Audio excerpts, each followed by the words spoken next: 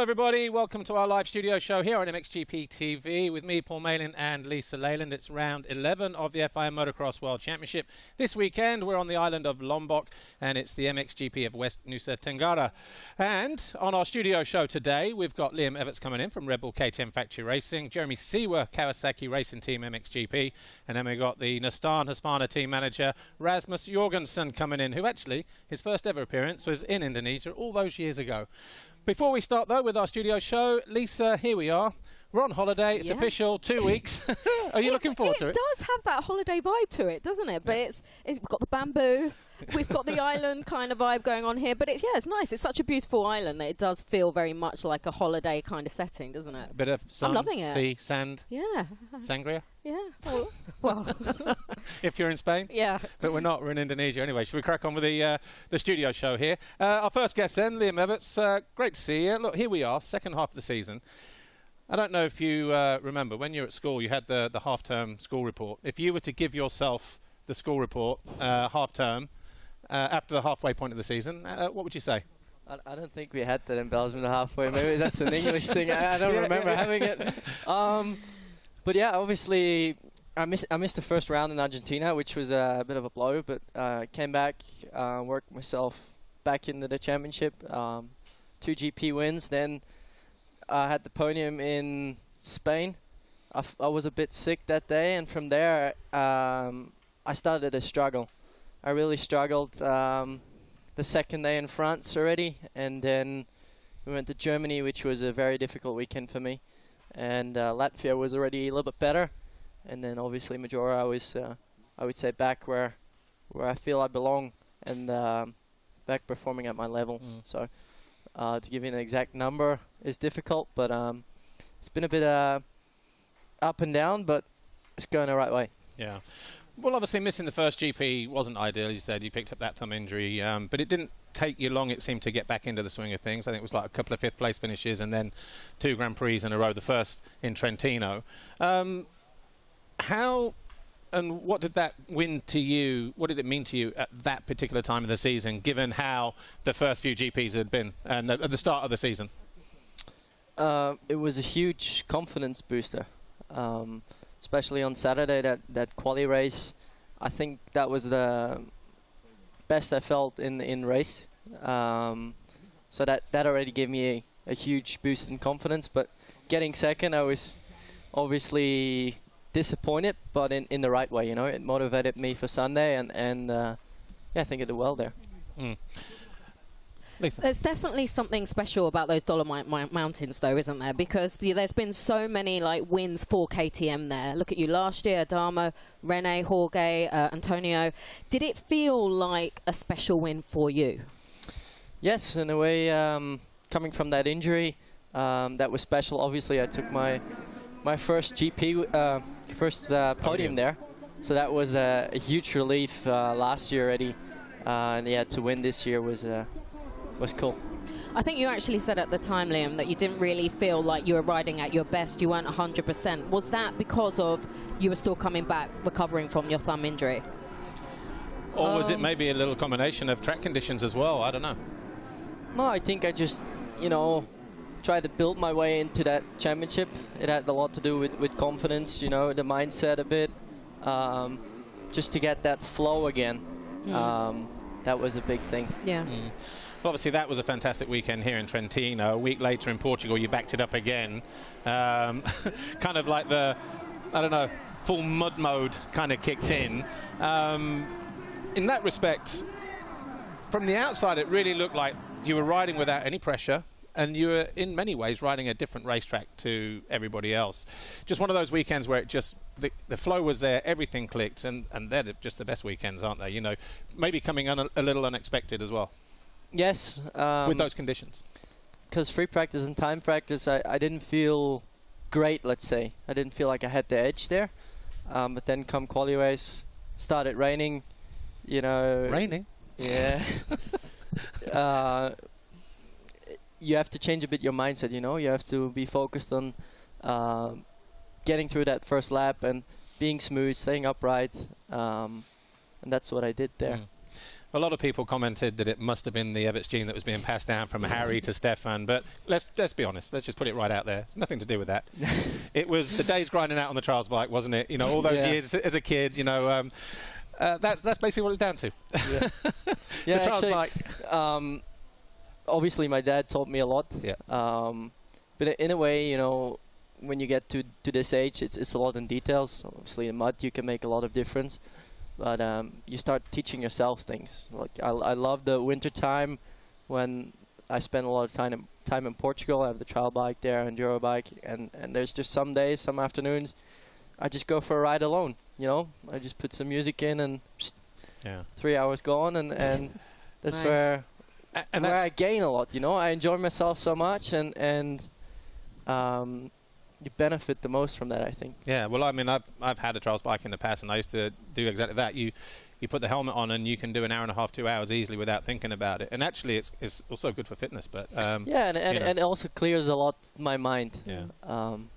To get to rest and to peace, and still you're sharpening your technique. Yeah. Well, for someone who might not understand the link between trials and motocross, how would you explain it exactly, and how does it help you when you're out on a motocross track?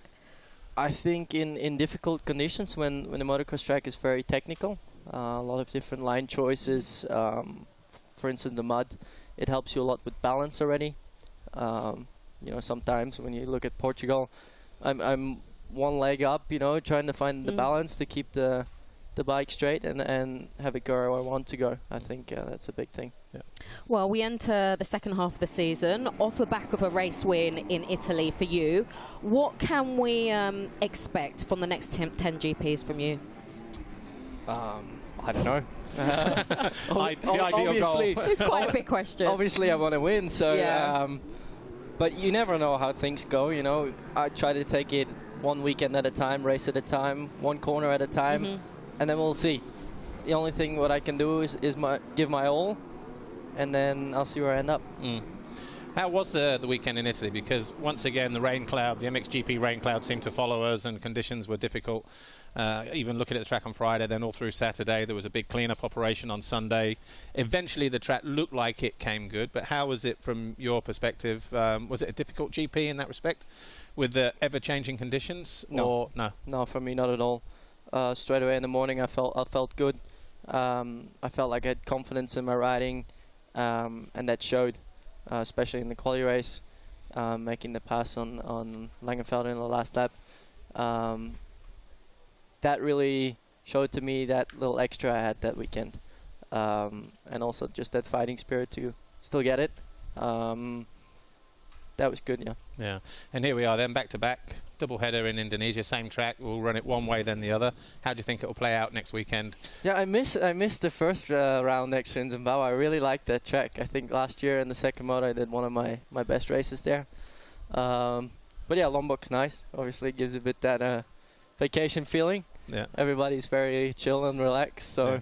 Actually, the vibe is you put that track here, then it's a perfect kind of scenario. Yeah, unfortunately we can't do that. So no. yeah, I'm excited to get going. Cool. And I hear you're going to New Zealand next week just to chill. Yeah, I wish I would. You know, I got my mate Liam down there, but it's gonna be a hard one. Two Liams. That sounds dangerous. Yeah. Well, look. Liam Everts, thanks for joining us in our studio show here. All the best this weekend and for the rest of the season as well. And yeah, we'll maybe tap in a little bit later on in the season as we get closer to the end of the season. I'd love to. All right, before we meet our next guest, hopefully he's in there just behind us, Jeremy Seewer. Here's Jeffrey Herlings talking about his build-up for the German Grand Prix. This is from Behind the Gate, Episode 8, Chasing the Red. Enjoy.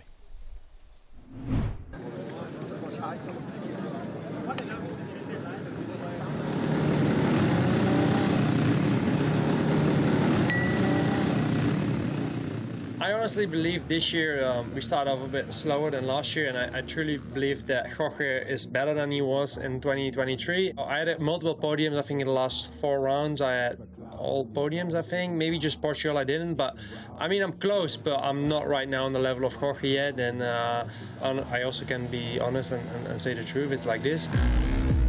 Wishing can I feel like from my point of view, I'm coming closer. I'm third in the World Championship right now.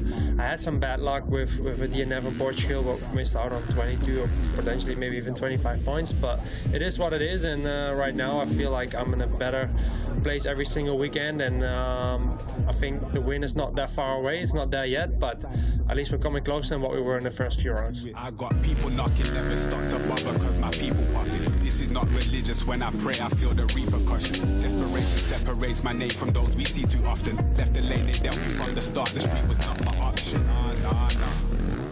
Germany is always a roller coaster for me. It had a lot of goods, had a lot of downs. I mean, 2015 I broke my collarbone, 2016 broke my heel, 2021 I had a Prado accident on the finish line, then 2023 I broke my neck. So always going to Germany makes me a bit scared, because I've done a lot of good races, I won a lot of races there, but also I've had a lot of bad luck and things going wrong. So for me, heading to Germany is always a bit of a roller coaster. I'm just gonna do my best, and whatever result it may be, as long as I go home in one piece, it's like a podium to me.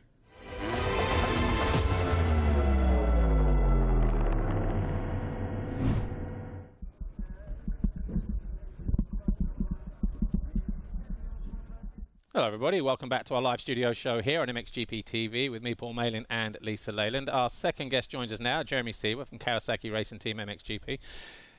Jezza, good to see you. You've just been out on track. How was the morning warm-up, first of all? Yeah, hey everybody. Warm, but actually, yeah, nice. The track is in good shape. Seems like it kind of settled in, because last year it was all freshly built, you know. Yeah, it's nice. Still a bit flat because there are no other classes, but it seems to be a fun track. Well, look, we've had the first half of the season done. If you were to write a school report, you know, like a half-term report, what would it say? Well, you don't from the first half of the season. I'm not sure if you want to hear that, but mine was always positive. must try harder. Yeah, must try harder. Yeah, I must try a lot harder, I think so. For my standards, but well, there were some positives, you know. I mean, I got a podium last round, but yeah, we struggled, you know, for some rounds, and yeah, not easy to get where I should be, but yeah, that's racing sometimes, you know, it doesn't always go your way. Well, look, you are fifth in the championship. It's not a completely disaster, but knowing you how I know you, I know that's probably not good enough for you. What do you need to do to turn things around, or have you already turned things around? I hope I have. I mean, we will see later today, but like it's, you know, the results is one thing, and the championship and the position in the championship, I mean, that's what you get paid for in the end, but for me, it's just, you know, the feeling you get when you're out there on a bike, the fun you have, the feedback you get, how close can you reach your limit? Are you at 100% or at 80, you know? And that's just where I really wasn't feeling myself the first 10 rounds, you know? I mean, not all of them, but mostly it's just like I don't get the feeling I want. You know, I don't feel one with the bike to actually perform the way I can perform, you know? I'm sometimes not even tired after racing because I can't reach my limit, you know, so that's a bit the point, but we are working on it, and I try to be back myself like I used to be, and like I was when I was winning races, you know. Well, it's not all doom and gloom. It seemed like you were making some progress in Trentino, third in race 2. How important, Jeremy, was that win for you mentally? Because I guess motocross is very much like a mental game, isn't it? Yeah, I agree. Like, you know, if you keep finishing 5th, 6th, 7th after a few rounds, like you kind of lose the touch mentally as well. Yeah. How is it to be on the podium? How is it to win a moto? Like, it gets further and further away. And then, yeah, once you are back up there, like you get used to it again, and you get that feeling. And honestly, a feeling of being on the podium and doing a good moto is giving you more motivation. I mean, if you wake up on Monday morning after GP with a 10th overall, you are like, oh, back to training. If you are like 3rd or whatever, it's like, yeah, let's do it, you know. Yeah.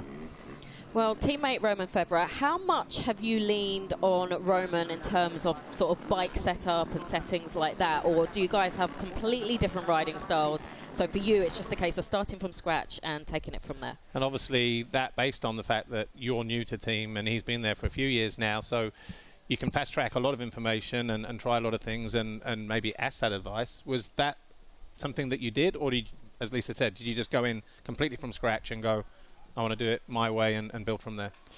Both a bit. I mean, the thing is, Romeo is there for a bit. He has his setup, and of course, when I came in, that's like the base the team has, you know. But like you said, Romeo is the opposite riding style than I have, you know. Like it's day and night. So for sure, I was trying his setups, what he uses, and in what direction he goes. But it, you know, that's I think the thing why it takes extra long now, because I have to start from scratch, because the way how he rides and the way how he makes the bike work doesn't work at all for me. Because even when you watch us and even on TV, I think you see I ride completely different, you know. So that's extra hard. I can't lean too much on him. I mean, he's, you know, Romeo is a good teammate. We respect each other. We, you know, it's all good within the team. It's just like super hard to work with him, let's say, with his setup, because he's so different, you know. Well, you can see, I think, from watching from the outside, it looks like his rear end is maybe a little softer. He rides a little bit different in the corners, a bit more loose and fluid. So just on that basis alone, you can't have the same setup, for instance. Yeah, exactly. You know, Romeo, he somehow still has that kind of supermoto style. He comes to the corner, he kind of brakes, he turns, and he keeps, you know, he shoots to the next one. And me, I'm more like I go with the flow. I don't use the brakes too hard usually. I just let it roll, high gears, high torque. Romeo shifts down and opens the throttle. You know, it's just different, way different. Well, look, you got your first podium last time out in Italy. Was that a huge sigh of relief, or is that something you felt was long overdue this year? Honestly, this year I never really earned to be on the podium. Maybe in Arco I was close. I was at 5.3, and actually in France when I went 4.4. That was the round I could have been on the box also. And actually with a 4.4 you don't often miss the podium. That's true, that's true. Okay, I got 4.6 in the end, but let's not talk about that. And yeah, in Mature I was just at the right time at the right place. I mean, honestly, I was just the best of the rest. Jorge had the DNF and I was there in the right moment, you know. But yeah, that's how it is. For me, it's like a gifted podium, but still you got to be there and make it happen. And I wasn't riding bad. I just wasn't quick enough to follow Tim and those guys, because they were on a mission that weekend, you know. Well, on that basis, what happened? And you have to look at it overall. The stats will say it was a podium.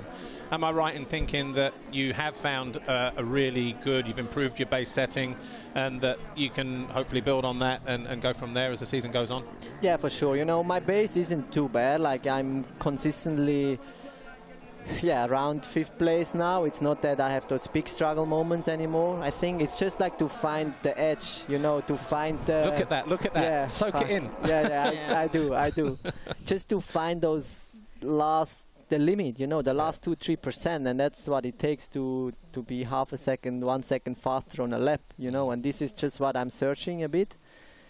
Sometimes it's there, sometimes maybe a bit less, but yeah, we keep working hard, you know. Yeah. Well, this weekend is the first GP of 2 here in Lombok. The second GP will run in the opposite direction, the track. How do you think that will pan out? I have no idea. I didn't see the track map yet, but I think it's not going to be too bad. I mean, the track here, it's quite fun to ride, some fun jumps. You know, anyways, all those races down here are super gnarly with the heat. It's going to be the last 5-10 minutes are tough out there, and especially this year we are not used to it. Like, usually we come here, we had 1 or 2 weeks hot in Europe, but now we came from... Let's say it's just been terrible, Jeremy. It's just been terrible. We came Don't from rain. sugarcoat it. It's just been terrible. But honestly, I like the warm weather, and I think it's going to be nice even the opposite way. I hope they fix the corners a bit, because usually when you turn tracks, like the corners don't match, because they have a tight entry and then they open up, and when you turn it around, it's different. But let's see. It seems to be a good dirt here and a fun track to race, you know. Yeah. And do you have anything planned in between the GPs? Any downtime to relax? And will this be the closest thing you get to a holiday during the season? Honestly, yes, that's the closest, especially this year with all the racing so close to each other. But yeah, we plan to stay on the island. We go south near to Kuta. Nice little city next to the MotoGP track. We spent time there last year, and it's a nice place. Good food, nice people. Yeah, cool. Well, just look, before you go, the first turn on Sunday next week is going to be a left-right so into the track the opposite direction. Okay, okay. So, yeah. Good. So I'm prepared now. You're ready. You're ready. Yeah, I'm ready. That's it. That's all you need to know. I don't need track walk no more. It's good. Go stand on the first turn. You can see where it goes. Yes, okay. It's already built in. Okay, but what I saw they built like a... Going across the start straight. Yes. Yeah, so past pit lane, Yes. left, right, across Okay. into the final corner. Okay, good. There we go. Now he's prepared. Job done. Yes, I'm ready. All right, pole position. Yeah, yeah. Right, Jez, thanks a lot. Thanks. Enjoy your weekend, enjoy your Lombok experience, and yeah, we'll see you again throughout the season. Thank you. Right, hopefully our final guest is getting ready to see us, Rasmus Jorgensen. Before we do that, let's check in with Oriol Oliver and WZ Racing, again, as he was preparing for the German Grand Prix a few weeks ago. And yeah, some nice insights to who he is and how he got that ride in the first place. Enjoy. Sorry. We go to start practice or? Yes, but it's in. Yeah, I know, but Yeah, if you want, or I want. Yeah, yeah. we check it before. When We check it the before the 450, Yeah. and if it's when it's okay. good, yeah. Orioles, it was a quite long story actually. We tried a couple of years ago with his manager to get him in the team. So he was running that time European Championship. Was in 2021 the first time I met him. He gave me the opportunity when I was in the European doing really bad results. He was in a bad spot actually that time, so but I still give him the opportunity, give him the base what we had. So worked hard with him, and yeah, after a couple of weeks we already saw the results. He gave me the opportunity. I went to Germany, and I remember that year we started to do some good results in the European. Even last year as rookie, he showed up that he's able to be there in top 10. So for this year, we set up the goal, trying to get somehow to top 5. We developed many things to be there. So the bike, everything, yeah, the rest is now on his shoulder. And from there to now, yeah, it's been a long time, 3 years now, but I'm really happy with them. Oh, I have some footage of the driver that I have to show you. And Andre. Yeah, this driver truck. Okay. number one. Number one track driver. You were talking like 3 different languages, Okay. like mixing the words. Yeah, Andre was behind the scenes. Andre, tomorrow Essen good, no? Sí, давай, gas.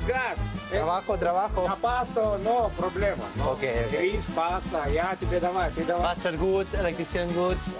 All good. Где там газ? Где газ?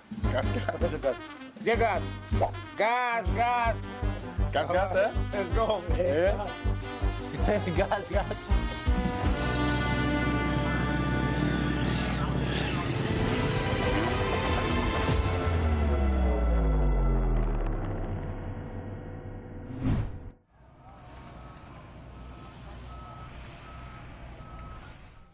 Hey everybody, welcome back to our live studio show here on MXGP TV with me, Paul Malin, and Lisa Leyland. Our final guest joins us now, Rasmus Jorgensen, the Stan Husqvarna Factory Racing team manager. Rasmus, first time you joined us on the studio show was here, but in Pankalpina back in 2017, and you felt you'd made it then. Look at you now. I thought I made it. Look at you now, team manager. Unbelievable. A successful team manager and all that. Time flies though, doesn't it? Yeah, it Jeez, definitely man. does. Well, look, good to see you. As we said to our first 2 guests, Liam Everts and Jeremy Seewer, we've just passed the halfway stage. Half-term kind of report, you know, to your pupils. As the head teacher, how would you kind of evaluate the performances, just in a nutshell, of Kai and Lucas? Well, obviously it's been the best first half of the season we've ever had, so really happy about that. It's been intense, also within the team, of course, which I see as a luxury problem in the end of the day, but it's something that I need to manage and we need to manage as a team. But so far it's honestly gone really well, and yeah, it's moments, we have had moments where you really like after, wow, we really need to, you know, take that in, because how often do that happen that you're fighting 1-2 with a gap to the 3rd place, you know, within the team. So it's been with some great highlights, great results, and it's been really enjoyable. Well, it's been near perfect in times. Just a quick look at the stats. Obviously, 1st and 3rd in the points at the moment in MX2. Between the 2 riders, they've won 55% of the races, 60% of the Grand Prix between them. Argentina, though, you had to have a word with them because it was a little bit too close at time. How is that now between the two riders? I guess they know their limits now after Argentina. Yeah, but it was funny because I actually had to talk with them on the Friday because based on the winter and how I saw them riding and stuff, I was aware that they were on a good level. And I said, look, guys, this is the first GP of the season. You can race, but please, be smart and don't take each other out. And just there's a long season ahead.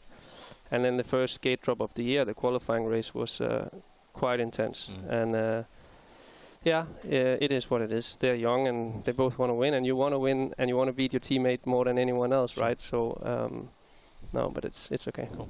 Well, despite that, Kai did get off to the best possible start in Argentina. He then went on a winning streak, 3 in a row. Hasn't won a GP since then. But that doesn't actually tell the whole story, though, does it?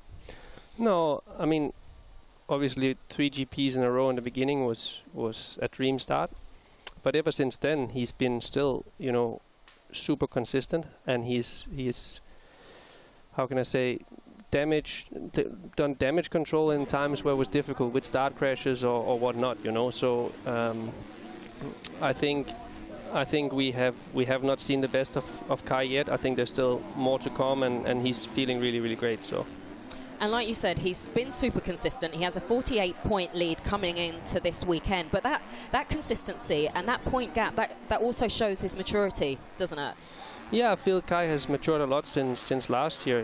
He's well aware of how long the championship is, and that you need to take one race at a time, keep the feet on the ground, and just try and aim for the podium every single weekend. If it's a win, it's a win. It's great. If it's a third, it's also great. And he's had plenty of fourth with start crashes and stuff, which is also, and some of those races are better than the actual start to finish wins. Exactly. No, it can really be a final factor in the end of the championship. Well, obviously, talking about Kai here, but Lucas is really starting to find his form as well. Kid's on fire right now. 6 race wins, 3 Grand Prix victories. His second half of that first half really kicked in, didn't it? Those 3 in a row was fantastic, for instance. Yeah, no. But he actually started out best, with the qualifying win in Argentina, and hurt his wrist, then he hurt his shoulder and had some bumps on the road there, and was clear that ever since he was fully fit and healthy again, he's fast. He's really, really fast, and it's also not over for him. There's so much racing going on still, and it's exciting. It's gonna be a war till the end. Sure. With Kai, he has the experience. He's showing that maturity in his riding. But as a team manager, Rasmus, how difficult is it to manage Lucas and his youthful energy and his desire to really win? Well, I've had Kai since he was 13, so I've kind of gone through even an earlier process than that. And it's a funny process to be a part of, because you really see them from being kids to having to mature a lot in a really short time compared to, let's say, normal kids, because doing it on this level, you have to be more mature than the average, let's say, 16, 17-year-old. So that can be difficult sometimes, for sure, and it's a balance thing of letting them have that fun, letting them be the kid, but then at the same time knowing the seriousness of the whole thing. Well, obviously, there's a long way to go in the season. You're first and third in the championship with both those guys at the moment. Potentially, you could be looking at a 1-2 come the championship's end, and I guess in that respect, you don't really care which way it ends up in that way.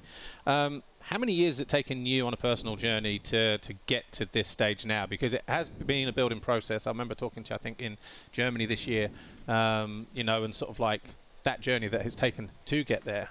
From your side, maybe just fill us in a little bit on that. Yeah, well, obviously I was on the different side with TKO, with Thomas, where we, as a trainer, and he was 2 times third and 1 time second in the championship, and then becoming team manager, building this whole new team with Kai Hennekens and the factory. We are in the 5th year now, and it comes in waves, right? You need to have a long vision of who you believe in and stuff like that. And right now, we had kept believing in Kai, and we took in Lucas late before last season, and now it shows that the work and the vision what we've had is really working. So that's something that's super, super exciting when things really click. But there is still a lot of racing to go, and we are only halfway. And yeah, it's too difficult to talk championships and all of that. We are in a good position, and I really happy for that. But right now we are not really looking at points or anything. We are taking one race at a time. And just real quickly, Lisa. Right. Well, we're in Indonesia for 2 weeks. How will Kai and Lucas unwind, relax between these two GPs? What's their plan? I think I've heard them both talk about golfing. With Sasha, probably. Yeah. Nice. Some golfing and just some time off, I think. Even though it's difficult, with back-to-back GPs, it takes a day or 1.5 days to even get over tomorrow for them, and then you don't have much time before you start thinking about the next one, right? So just try and switch off and enjoy the time, what they can do here. Obviously do some training in the mornings and then off to do some nice things to try and get their mind off. Cool. Well, look, on that note, enjoy this GP, this 2 double headers here, the rest of the season as well. And Rasmus, thanks for joining us here this weekend. Thanks enjoy for having the rest of the season. Right, we are out of time, but no European Championship, no WMX this weekend. And so what we've got coming up is the REM qualifying races, 3:15, 4 o'clock, MX2 and MXGP. Keep it here then on MXGPTV.com for today and the races tomorrow. And of course, we'll be back next weekend for the MXGP of Lombok. So from me, from Lisa, thanks to all our guests. Enjoy the show this weekend. See you next time. Bye for now.